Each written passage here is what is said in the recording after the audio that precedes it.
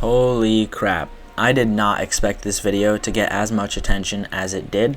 I was expecting maybe 100 views max when I posted this video, but it absolutely blew up for me, which is awesome. It gave me a lot of motivation to keep working on this project, and I was also happy to see that there were comments supporting me and also giving advice and feedback that I had asked for. And I do listen to the feedback and implement your guys' ideas, as you will see in a minute. I implemented multiple comments ideas, and I plan to do the same thing for this video. So please comment down below any ideas you have for the next part. At the end of the video, I am going to have one big question for everyone that I would like answered. So please stick around to the end of the video to be able to vote on the next character that gets added to the game. I will review the two choices at the very end of the video. So let's hop right into what I've added in today's video.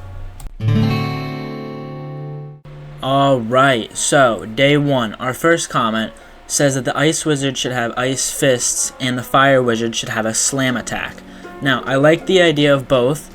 I went with the Slam attack with the Fire Wizard. I did not end up going with the Ice Fists. I just felt like it didn't match the Ice Wizard character that I was trying to go for. But if we do end up doing the Earth Wizard next, I was thinking of a melee fist ability for the Earth Wizard. So if you want to see that, you can vote for the Earth Wizard down below. But I decided to start out with the Fire Smash because I did actually really like that idea.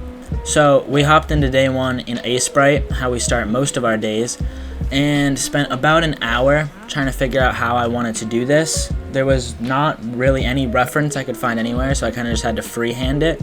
But eventually this is the design that I landed on. We had to tweak it a little bit later on, but honestly, I think it looks pretty good. So here's a little bit of just gameplay with it and showing you the ability. Essentially, all it does is it's a jump attack. So if you jump in the air and then you press your down key, it will shoot your player down immediately, play this explosion animation when it collides, and it will knock back and deal damage to whatever player is close enough. So you do have to be relatively close, as we can see, for it to do any damage. The knockback is pretty strong. I was thinking about toning it down, but to be honest with you, I liked it. I kind of liked how strong it was. It made it kind of feel cool. The ability does have a 6-second cooldown as of now, which I turned off for the sake of the video, just to show you guys the ability better. I'm not sure if I want to shorten this cooldown or not. Once the game is more finished, I'll have some people playtest it and give me feedback. So we can be looking forward to a video on that in around a month or so, I think. So as we can see here, I had a bit of fun playing around with the ability, just testing, making sure there was no bugs with it.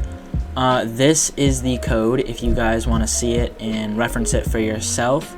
There's the scene tree over there too, so you can see what nodes I used. And if you guys want to see how it is casted on the player, I switch over to that right here. This is the function, the start slam function, what I'm highlighting now. This is all the code that the player has to start it. Alright, so next up I worked on the Ice Wizard's third attack. Now I figured since the Fire Wizard already had a jump based attack, I might as well add one to the Ice Wizard too. Now I did not want to make this just another slam attack just like the Fire Wizard. I wanted them to both have different abilities. So I figured instead of a downward attack, I'll make an upward attack. So the player has almost like a sort of double jump. But with this double jump, a coil of ice wraps around the player and damages any enemies that it comes in contact with while flying upward. Now, my initial idea was like almost like a snake of ice swivels around the character's body, and like I don't even know how to really explain what I was thinking, and then just kind of comes together at the top in like an arrow and goes upward. I didn't really know. I didn't have a reference. I just kind of went with my gut here, and to be honest with you guys, I don't hate it. I thought I was going to hate it. I actually don't hate it. So after we finished making the sprite, we imported it into Godot to see how it would look, and it actually looked not half bad, so I decided to keep it. I did take a break from actually making the code for it to add knockback to the game. Originally, I added knockback to both of their normal abilities, the fireball and snowball. I did decide to remove that earlier today while I was testing some more. It made the game too clunky and I didn't like it. There is still knockback with most of the other abilities though, just not the main ones.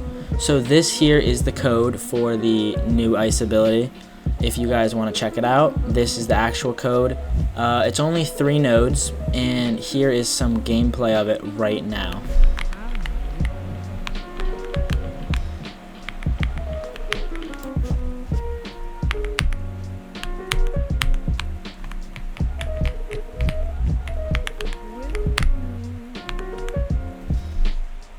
Alright, day 2. Now, I'm not 100% sure what happened day 2, but I do know that we implemented what this comment asked us to do.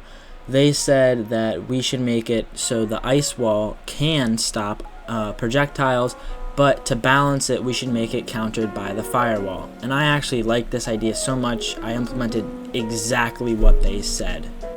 So this is the first test of the fireball breaking on impact. Now it works pretty much perfectly. I don't think I even had to tweak anything for the fireball after this. It worked perfectly fine.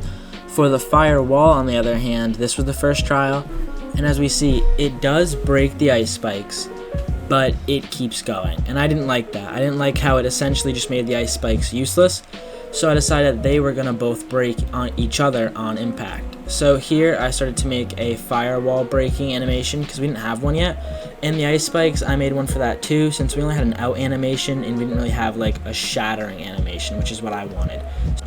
So here is the final product without any collision shapes on. As we can see, it works pretty well. I like it. I think it balances them out really well. Obviously, if you're playing the Ice Wiz, you can just place down ice spikes to block a firewall. Vice versa, I guess. If you know they're about an ice spike, you could like prediction firewall. It blocks projectiles, which I think is cool. I like it. I like the ability to be able to block projectiles, as the Ice Wiz already was kind of weak. The ice spike ability probably will be getting reworked soon. I just feel like it's really underwhelming. And ultimately, I honestly just think it needs to be bigger or cover more territory. So, but that's for next video. We did not get to that today. One thing we did get to though were some bug fixes. Now, the footage actually got corrupted because my PC shut down while it was recording, so it didn't actually save the footage.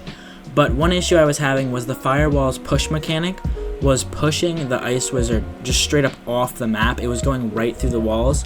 So as we can see, these collision boxes that seem to be sticking out of the walls trigger a timer on the firewall that immediately turns off its collision the second it gets close to the wall. So as you can see here, it pushes the player, but then once it gets to the wall, you notice it does not push the player into the wall anymore, which seemed to fix the issue perfectly.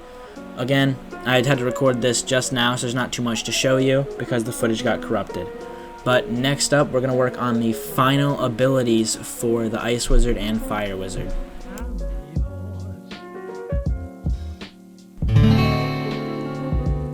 Alright, day 3, the final day of work. So, we decided that our final ability for the Fire Wizard would be a meteor. Now, here you're going to see me making the crash animation for the meteor when it actually hits the ground, and not the meteor animation itself. Because the starting animation for the meteor, the design alone, just the first frame, took me an hour, just because I could find 0 reference anywhere. So I kind of had to just like try out 1,000 different things and find out what I liked. So that alone took forever, and then I had to animate it all. It sucked, to be honest with you. So I'm just going to show the crash, which was done after I already had everything pretty much figured out. And even this took an hour. Alright, so I realized while editing this, I do not have the footage of me making the Ice Wizard's final ability, which is Blizzard. I do have this part from this morning when I was tweaking the animation because something was wrong. So you guys can watch this here, just showing you essentially what it is. It's going to spawn in a blizzard that moves slowly across the screen and damages the player per second. So every second that a player is inside of its radius, it will take 40 damage. Alright, so here are the actual abilities themselves in game. This is the meteor ability. I decided it would be best if it went through all platforms and only collided with the main ground at the very bottom. I just felt like that made it better, so you can't just like hide underneath a platform, especially since it gets spawned from all the way above the map and falls all the way down. The Ice Wizard's ability here, Blizzard, as we see, very slow moving. It goes either direction. I think I might expand its lifetime, because as we see, it only lasts 5 seconds before it disappears. But the damage is pretty strong. 40 a second is pretty heavy, especially when the meteor only does 80 on contact. Here it is with all the collision shapes turned on, so you can see how they all work. Fire, the meteor is pretty simple. The reason that the Blizzards is red is because we had to use a collision polygon instead of a collision shape, just so we could really encompass the shape of the snow. Alright, we're reaching the end of the video here, so I'm going to give you guys the code. This is the casting code for the Blizzard, and this is the casting code for the meteor here. And then I'll show you guys the script that's actually on the meteor scene and Blizzard scene right now. This is all the meteor's code. It's not very long. It was a pretty simple ability. The Blizzard code is a bit longer, only because I had to account for there being multiple players that could be in the Blizzard and all of them taking damage separately. So yeah, alright. So we've pretty much hit the end of the video, so I am going to ask now, any feedback you guys have for me, please leave down below, and especially tell me if you guys want to see the Lightning Wizard or the Earth Wizard next. This video should be out in about a week from now, depending on what you guys say. Will depend on how that video goes, so please comment down below, and thank you guys so much for watching.